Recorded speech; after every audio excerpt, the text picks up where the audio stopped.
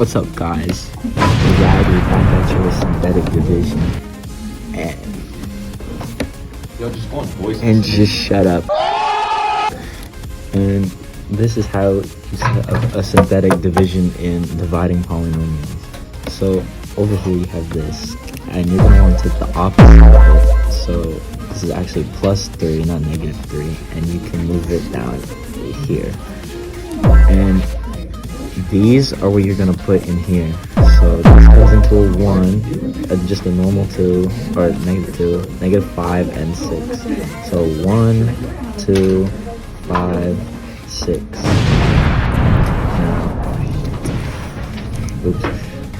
So you can bring the 1 straight down. The first one you can always bring straight down.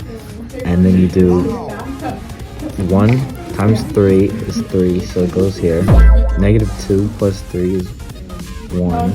1 times 3 is 3. Negative 5 plus 3 is negative 2. Negative 2 times 3 is negative 6, so it's 0.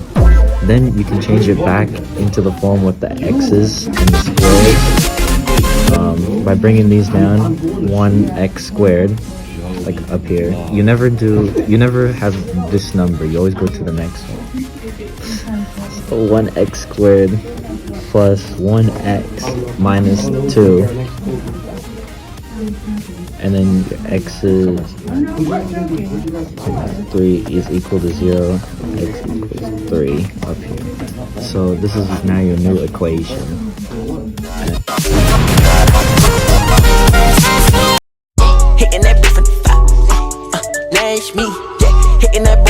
Hello everyone, my name is Ian, and my video will be on dividing polynomials using long division.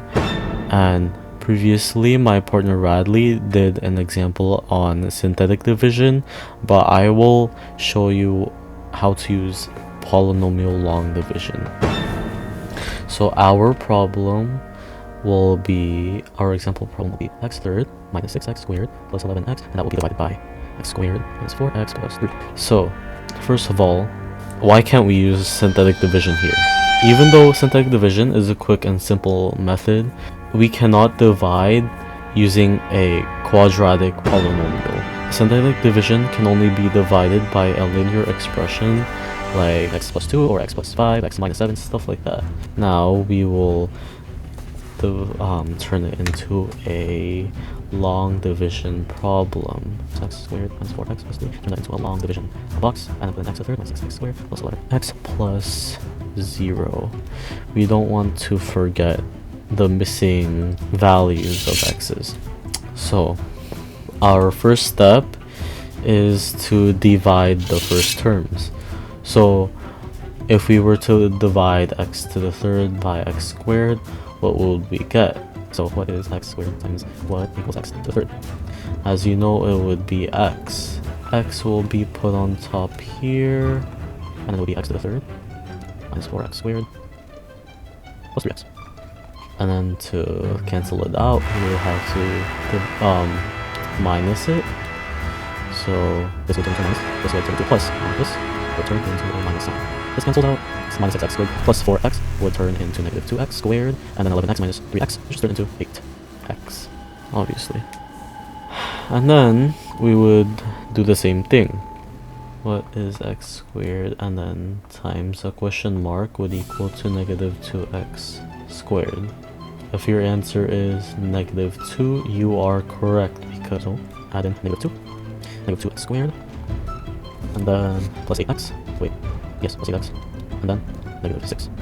After that, we need to again multiply by negative, so then this can cancel out and become a positive, and then this 8x will just turn into negative 8x, and then this negative 6 times a negative will just become a positive. So this cancels out, and this 8x minus 8x will also cancel out, and our remainder will be 6.